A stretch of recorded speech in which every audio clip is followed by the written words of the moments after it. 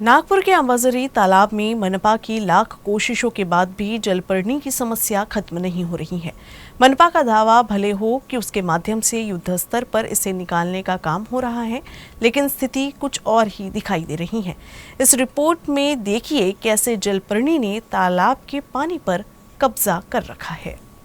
आज 21 जून है और 16 जून 2024 को नागपुर महानगर पालिका ने शहर के अंबाझरी तालाब में जलपर्णी, जो तालाब में मौजूद गंदे पानी की वजह से जो पनपती है, एक तरीके से घास है जलकुंभी, उसको निकालने का एक बड़ा जन अभियान हाथ में लिया था। इसके 5 दिन के बाद में ही, इस अभियान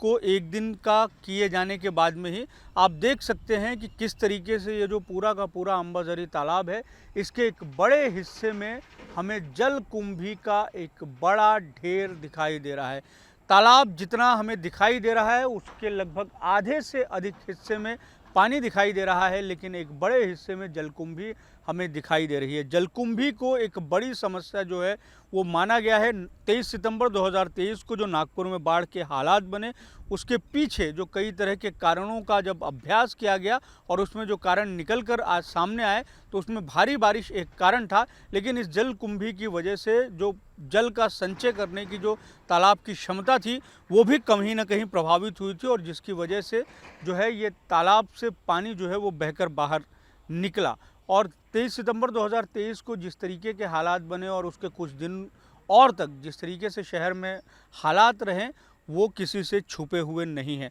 तो मौजूदा समय में जो बाढ़ के हालात बने थे, उनके कारणों को खोजकर उनके निराकरण को लेकर एक तरीके से प्रक्रिया शुरू है, लेकिन ये प्रक्रिया कितनी धीमी और मंद है उसकी स्थिति हम दिखाई दे रहे हैं। नागपुर महानगर पालिका ने इस समस्या को लेकर, चूंकि ये पर्यावरण से जुड़ा हुआ विषय है, इस समस्या को लेकर एक तरीके से जनता के सहभाग को भी इसमें सम्मिलित करने का प्रयास किया, लेकिन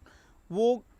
सिर्फ जनता पर ही जो निर्भरता है वो हमें अधिक दिखाई दे रही है। जलकुंभी जिस तरीके से मौजूद है, एक पहल नागपुर महानगर पालिका के माध्यम से ये भी हुई, या बार बार ये दावा किया जा रहा था नागपुर महानगर पालिका के माध्यम से कि जलकुंभी को निकालने का जो काम है वो रोज़ाना जो है वो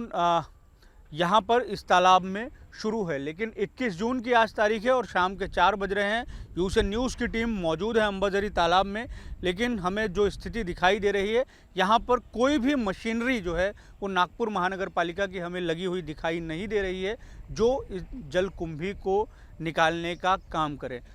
कुछ दिन पूर्व तक ये जो काम था वो बड़ी तेज़ गति से चल रहा था, लेकिन अब जिस तरीके से स्थिति हमें दिखाई दे रही है वो स्थिति इस तरीके से है कि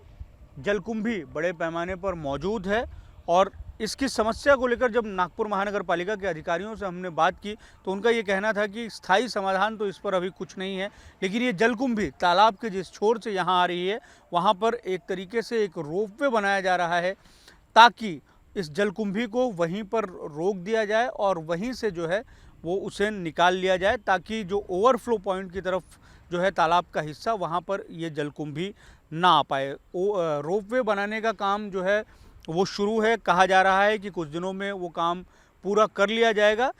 अब रोपवे लगने के बाद में वो कितना सफल होता है नागपुर महानगर पालिका का ये काम, ये देखने लायक होगा। लेकिन मौजूदा स्थिति में, मौजूदा परिस्थितियों में जो हालात हम बता रहे हैं कि जलकुंभी जो है वो बड़े पैमाने पर तालाब में मौजूद है, इसका काम जिस तरीके से डे टू डे होना चाहिए, रोज़मर्रा होना चाहिए, वो हमें होता हुआ दिखाई नहीं दे रहा है। तालाब में जलकुंभी की मौजूदगी की वजह से तालाब में जो तैराक आते हैं रोज़ाना, या जो तालाब का पानी है, ना केवल वो दूषित होता है, बल्कि कई और तरह की जो समस्याएं हैं वो भी उत्पन्न होती है, जिस पर ध्यान दिए जाने की ज़रूरत है। कैमरामैन लोकेश मोहिते के साथ दिव्येश द्विवेदी, यूएसएन न्यूज़, नागपुर।